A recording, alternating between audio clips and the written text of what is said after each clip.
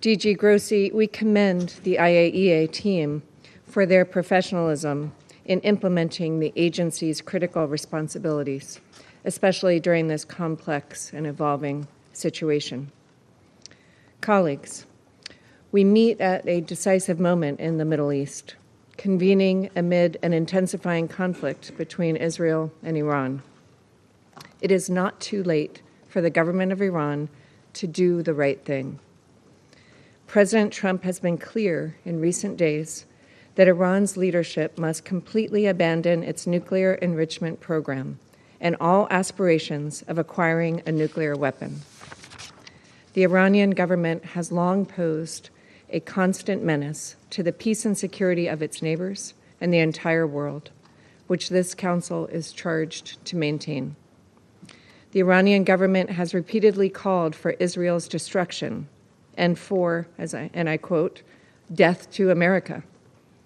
They have launched direct and proxy attacks on Israeli civilians, including most recently on southern Israel's largest hospital, and just recently, in the last couple hours, on Haifa. Israel's government has also spread chaos, terror, and suffering throughout the region. Iran's government has also spread chaos, terror, and suffering throughout the region. Let us not forget that the Iranian government was an enabling and ideological material force behind Hamas's deadly assault on Israel in October 2023. And it twice attacked Israel last year with hundreds of ballistic missiles. The Iranian government also encouraged its terrorist proxy, Hezbollah, to open a northern front from Lebanon and enabled Houthi rebels in Yemen to become a menace to global trade and freedom of navigation, and to launch long-range missiles endangering civilians in Israel. In January 2024, a drone attack from an Iran-backed terrorist group on a U.S. military facility in Jordan killed 3 American service members. Enough is enough. President, as the leaders from the Group of Seven stated earlier this week, Iran is the principal source of instability and terror in the Middle East. The G7 also reaffirmed the right of Israel to defend itself. While the United States was not involved in Israel's strikes, let there be no doubt that the United States continues to stand with Israel and supports its actions against Iran's nuclear ambitions. Iran's leaders could have avoided this conflict had they agreed to a deal that would have prevented them from ever obtaining a nuclear weapon. But they refused to do so, choosing instead to delay and deny.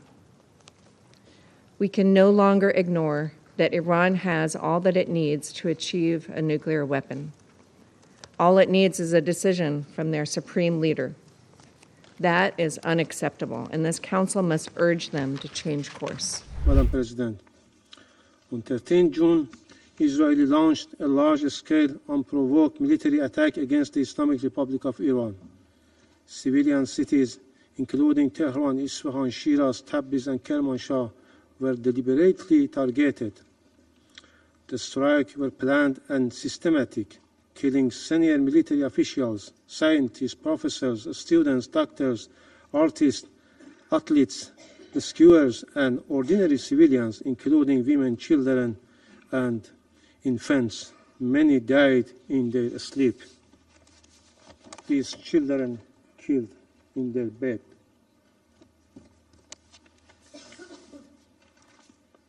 Hundreds of civilians have been killed and thousands injured.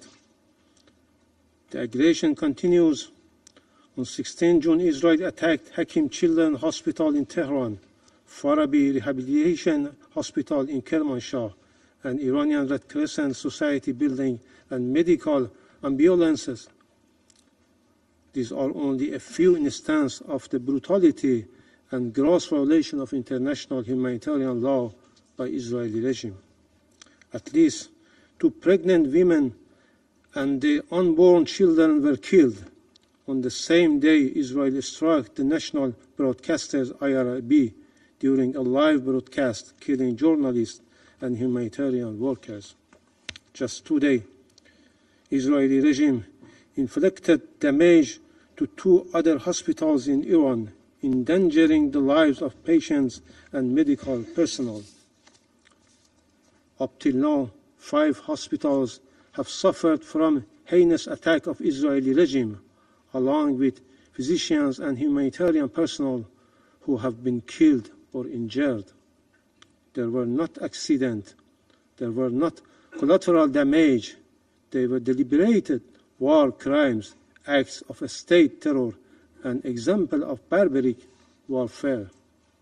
Madam President, Excellencies and colleagues, Israel also attacked Iran's peaceful safeguard nuclear site and facilities. On 13 June, it struck the uranium conversion facility and the fuel plate fabrication plant. On 18 June, it targeted centrifuge production sites in Tehran and Karaj, both under IAEA monitoring. On the 19th June, it attacked the Arak heavy water reactor built under the JCPOA terms and IAEA safeguard with no proliferation risk. These attacks violate the UN Charter, international law, the IAEA Statute, and Security Council Resolution 2231 and 487. Israeli strikes are an assault on the global non-proliferation regime. Security Council Resolution 487, which was adopted unanimously, clearly states that any military attack on the safeguard nuclear facilities is an attack on the entire IAEA safeguard system and the NPT itself. The Security Council must implement its resolution. If the Council fails to act now, it will send a message that international law and resolution apply selectively. If the non-proliferation regime collapses, this Council will share responsibility with the Israeli regime. Madam President, despite Iran's repeated warning about the threats of our peaceful nuclear sites and facilities, the IAEA Director General has failed to act. His silence undermines the agency's authority, neutrality, and credibility. The IAEA cannot remain silent while safeguard facilities are attacked. This inaction must end. Israel openly declared that it will continue this strike for as many days as it takes. We are alarmed by credible report that the United States, as a depository of NPT, may be joining this war. Any such support violates the NPT and undermines global security. The selective invocation of international law by US, France, using it when convenient, discarding it when it constrained their allies, is a form of institutional hypocrisy that gravely undermines the credibility of this Council and the international law. Let me be clear, Iran's nuclear program is peaceful and under the world's most extensive IAEA inspections. Iran has long advocated for a nuclear weapon-free zone in the Middle East. Israel is the only possessor of undeclared nuclear weapon in the region. It refused to accede to the NPT and block regional disarmament efforts. Madam President, Israeli aggression violates the UN Charter. It breached the basic principle of prohibition of the use of force. It violates Iran's sovereignty and territorial integrity. It violates international human rights law and targets innocent civilians and threatens the right of life and security of our people. This regime committed war crimes, crimes against humanity and state terrorism. It attacks on safeguard nuclear facilities, set a dangerous precedent for global security. Madam President, the already dire situation has been exacerbated by mounting and irrefutable evidence of direct involvement by the United States in this illegal war of aggression. The US has publicly threatened to strike Iran's safeguard nuclear facilities. Such acts constitute a flagrant violation of Article 2, Paragraph 4 of the UN Charter and a breach of the sovereign equality of states. These reckless statements and actions emanate from the head of a state who is a permanent member of this Council and entrusted with primary responsibility for international peace and security, and an irresponsible behavior. Madam President, Iran has exercised its inherent right to self-defense under Article 51 of the UN Charter. Before I begin my remarks, I must address the representative of the Islamic regime in Iran. Mr. Iravani, how dare you? How dare you write 5 letters in the last week, come before this Council, demand a session, and ask the international community for sympathy? How dare you ask the international community to protect you from the consequences of your own genocidal agenda? Have you no shame? For years, your supreme leader, Ayatollah Khamenei, has publicly and repeatedly called for the destruction of Israel and the United States. In May 2024, he declared, and I quote, "The divine promise to eliminate the Zionist entity will be fulfilled." In May 2025, he said, and I quote, "The Zionist regime that is a lethal, dangerous, cancerous tumor should certainly be eradicated, and it will be." These statements are your regime's policies. Your government has attempted the assassination of Prime Minister Netanyahu. It attempted the assassination of President Trump. Your operatives have plotted to attack Jewish communities and kill Israeli civilians across the world. Now, with innocent blood still dripping from your hands, you come here asking for sympathy. You demand protection from this Council while plotting the extermination of my people. It's enough. Enough with the performances. Enough with the theater. How can this Council allow the representative of a regime that funds, arms, and orchestrates terror across the world to come here and play victim? It's like a wolf complaining when the shepherd fights back to protect his flock. So innocent. Mr. Iravani, please clarify to us. Do you support the destruction of Israel, a UN member state? Do you support the assassination of our elected leaders? If you do not, say so. We are all here, waiting.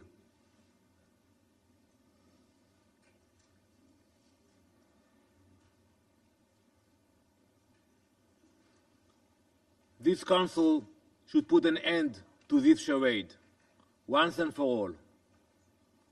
Mr. Iravani, you are not a victim. You are not even a diplomat. You are a wolf pretending to be a diplomat. And we are done pretending otherwise.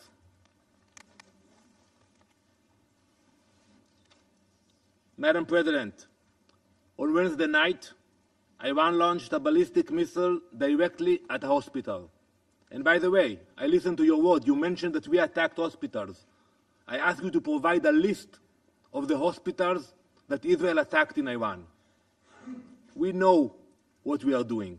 If we attacked hospitals, show us the locations, show us the names and the list.